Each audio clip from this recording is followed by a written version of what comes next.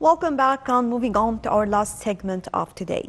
President Abdel Fattah el-Sisi paid greetings of pride and appreciation for our national handball team for the honorable performance against the Danish national team. And we have seen the match. Actually, the Egyptian team played a very good match, and even they teased the Danish team, of course. So over the phone, we have with us Dr. Hossam Gadwaa, and he is a professor at Faculty of Physical Education. Hello. Hello, good morning. Good morning, sir.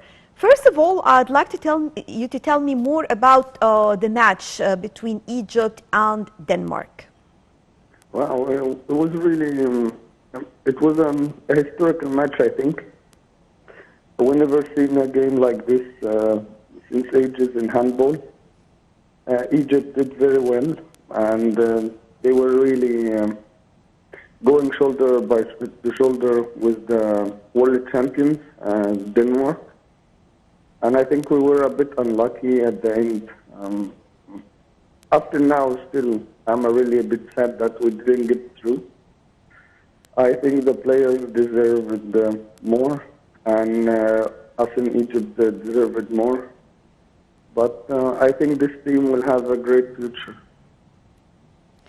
Sir, talking about the performance of the Egyptian team and how they were able just even to keep their temper and to continue with the match, playing even after the scores. So tell me more about how do you evaluate the performance and how it was seen by the whole world? Well, I believe the first goal is very important.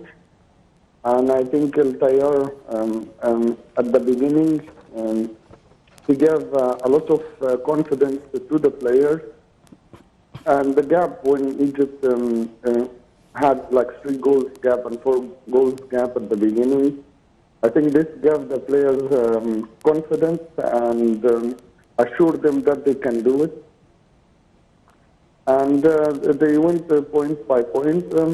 And I think some players were a bit unlucky. I think it was not the best day for Ahmad Lahmar yesterday, sadly. I think also Bakar didn't have a very good day. Ahmad Hashim as well, it was not his best day. But with all these players are not in their best days, and we go till the seconds of the game and we lose by penalties. I think they did great. Sir, talking about the Egyptian team, and everyone was talking about the performance of the Egyptian team and the fact or the idea that the tournament or any championship, it is not only about win and loss, but also it has to do with a lot of things, if you agree with me. Yes, indeed. Like our players, we have a very young age in general. I think the total numbers of the players, when you calculate the age of them, I think we have around 4 players or 5 playing for the first time in their history to play at the World Cup. Like Sifid Dira, for example, Yahya Khalid. They are players who are playing for the World Cup for the first time. And we have the youngest teams, the youth team, getting the third in the world and also winning the World Cup. So I think our future will be promising. Well, what will happen in the semifinals? I mean, talking about the upcoming matches, is Denmark going to play against Spain? Or tell me more about how things will be. Well, I think we drained Denmark a lot in our game, and I think they will be really tired. But yesterday, you can see London and Hansen were talking about the game. We are going to the semifinals, and when you reach the point to reach semifinals or finals, it doesn't really matter which team you are going to face. But I think Denmark and Spain will be a very, very, very tough game, and I think maybe Spain wins. But also at the same time, I think Denmark, their game with Egypt, alerted them a lot and put them on their knees. So I think they will be modest and they will fight hard and for the next game. So It's not really easy to expect who is going to win. If I'm evaluating so far, how do you see the performance of the teams participating in general in the championship? How do you see the teams?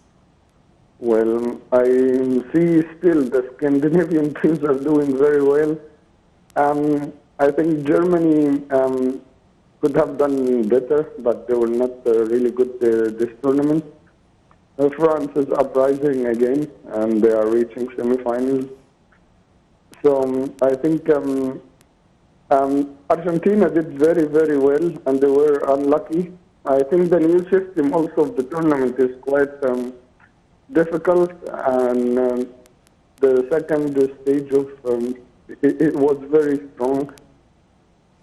So I think most of the teams, I think handball has grown a lot and improved a lot and became a really, really entertaining. And I think people all over the world they now have much respect to the world handball and to Egypt. We were also a bit unlucky to organize the tournament in such era with COVID-19 and all this hassle, and it was really sad not to have the fans inside. I think for games like yesterday, if we had fans, it would have been really, the atmosphere in the stadium could have been unbelievable, to be honest. Sir, according to sports critics, for example, they were all talking about the Danish team and the Egyptian team and how actually both of them, they deserve to win both due to the performance of the match that was played. So if I'm talking about in general, from your own point of view, whom do you expect to reach the finals or to be the winner? After, of course, we have been following with the performance of all the teams. Well, I think I could see Sweden and Denmark again in the final, and maybe Denmark would win it again for the first time in history that the team wins 2 World Cup in a row. But I just like it would be. I just want to see. To be honest, I want to see Denmark winning it. So you can see we just lost from the World Champion. Right. Of course, we wish the best of luck for the teams who are going to play, talking about the semifinals and the finals of the World Handball Championship taking place here in Egypt. Thank you very much, Dr. Hossam Gadwaa, at Faculty of Physical Education. Thanks very much for being with us. And I guess with this we come to the end of our breakfast show for today. Thank you all for joining us. Remember, join us again tomorrow, same time with our colleagues for more on the breakfast show. Till then, thanks for watching and stay tuned for more coming up on Nile TV International.